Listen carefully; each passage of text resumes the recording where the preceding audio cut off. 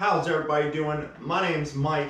We got Miss Lily hanging out with us today, and we also got Mr. Arlo. So as you can see, I have them in their crates hanging out. I just got done working them, meaning I did the routine with them out in my living room. Now they're just waiting. They're actually waiting on their food right now. So let's talk a little bit about crates and just these two dogs, the dynamic of their relationship. So first of all, the crates are a little too big for them. These are my crates, so they shouldn't be this big. What I'll usually do, you can see on top of this other crate, I have these dividers here. So normally I'll put the divider about right here for this dog. I'll cut the crate off by about a third for a dog this size, as well as for him. They've been with me for a little bit. We did have the divider in, but they were doing well enough. I took it out to move the crate in, but I'll put it back in. So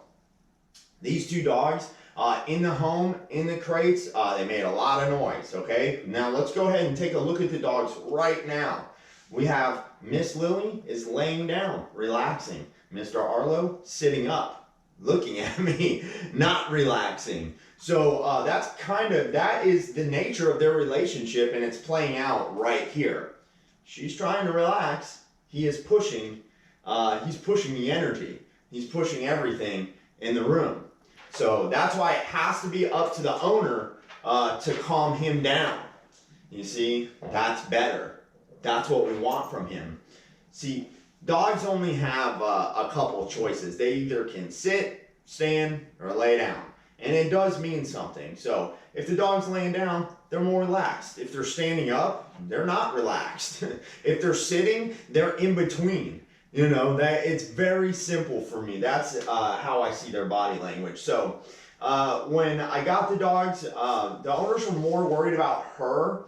And I feel, both the dogs need training. You know, all dogs need training. So she was doing things in the home, but to me, she is the fire, he is the gas, right? So you wouldn't have the fire without the gas.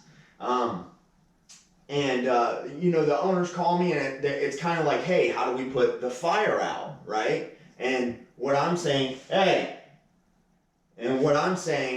is we gotta stop. We have to stop when we smell gas. We have to fix the situation when we smell gas, right? We have to make sure there's never any gas spilled on the floor so a fire can never ignite. That's the idea, if you get what I'm saying. If we never have the gas spilled, then we never even see the fire. So yes, the fire is a problem, right? But you don't want to focus on that. We want to get rid of the gas that was spilled, right? If you see what I'm trying to say here. So if we can keep him calm, then she will be much easier to deal with, and she will remain calm. So now your two dog scenario where they go crazy and where they cause chaos is down to one dog. Now we only got to worry about this dog, and because we know if we keep him calm, it's going to be much easier for her. So some dogs growl, right? This dog's 7 years old. He's lived in the home. He's growled for like the bone and stuff like that. They mentioned the dog would growl if he had a bone near him. So the deal is growling is kind of actually good. If the dog growls, that means he's not going straight to biting you. So he's warning you. He's giving some kind of indication that he's uncomfortable, right? So when the dog growls at me, I don't just tell him to stop. I take that into consideration. Okay, what's happening? What's going on? Why is he growling? Okay, now I see what's happening. Now I have to correct the dog for that growl. I can't allow them to tell me what to do in my own home. So they growl, I see the situation, I correct them, and I slowly start to reintroduce whatever the dog's uncomfortable with. I slowly start to reintroduce things, and every time the dog starts to become unsure and growl at me, I will correct them to start to get them to choose another behavior. And the way we correct them, there are several different ways, especially when they're in a crate. We may use a shake hand, so I can just shake this. You see how she was itching? She's actually not itching now just because I have this in my hand. So this will just help me correct the dogs. You can actually toss this at the crate if the dog's whining in the crate, but that makes a lot of noise, so we'll typically use this To correct the dog, you can just toss it over in the direction of the crate, and you usually want to toss it in the air and let it land on top of the crate. That creates, they can't tell trajectory, so that makes them very unsure about what's happening. It usually snaps them out of whatever's going on. It gives you the ability to correct the dog from the distance. So like I said, the front door was a big deal for these guys. I believe she had bitten people who would come in the front door, and a crate's gonna help when you know someone's coming over your home. Have your dog in the crate, but it's not about just having the dog in the crate. They have to look like this. You know, the dogs have to remain calm in the crate. So the reason we use crates, right? This physically makes it so the dog can't do anything to anybody. Makes it safe for people.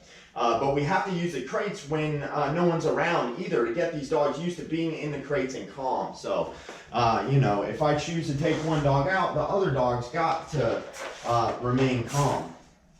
And two, there's always rules to when they're coming out of these, in and out of these crates. Sit.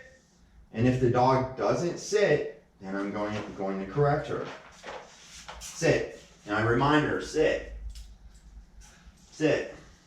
Okay, heel. And I'm just bringing her back around, just showing her how we get them in and out of the crate. Sit. Good girl. So every time she comes in and out of the crate, she must sit. This is what we call our threshold training. Anytime the dog goes to the front door, the crate, their place bed, or enters in and out of any threshold, they must sit. Remain calm, and okay, then, and we lead them right into there. The first time we say, good girl, good job. She's doing an awesome job. Good girl. That's a good job. Same thing with this guy. He's got to do everything just like her. Sit. Sit. So then I shut the door. He goes to not sit. I shut the door. With a dog like him, that could be more dangerous. I keep my head out of the crate like this. I put my head up on the cage. And I hook up, sit, remind him to stay in that sit. Good boy. Okay, heel. Good boy, heel. Good boy. Sit. So if he doesn't sit, no. Correction, sit. Okay, then. Atta boy. Good job, buddy. Good job, boy. Sit. Put that leash over his head. And that's why we'll use the divider, so you don't have to reach in like that to get the dog's leash.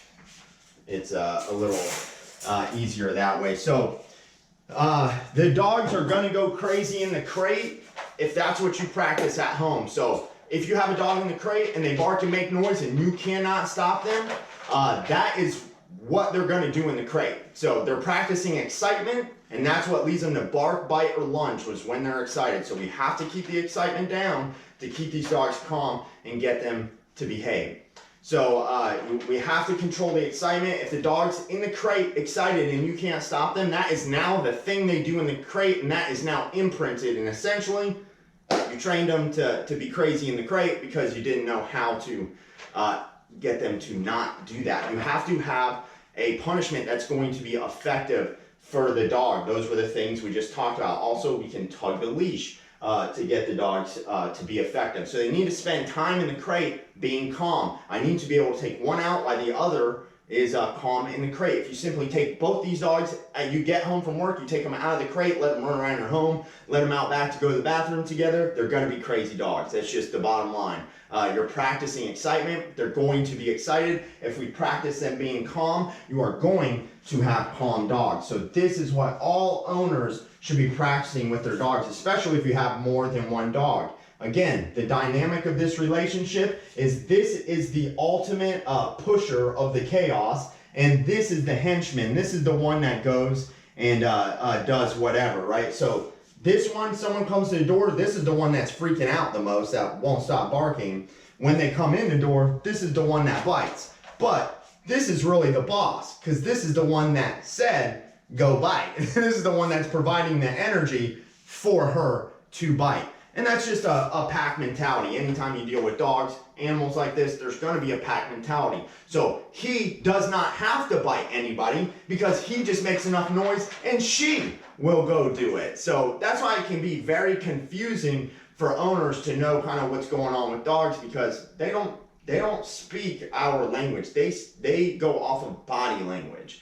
And like I said, that's the relationship. This guy is going to be the one pushing everything you know, and this is the one who was taking action. So if we can get the one who is barking and causing a lot of the chaos at home to sit and be quiet, then we will ultimately have a second dog that is also very quiet.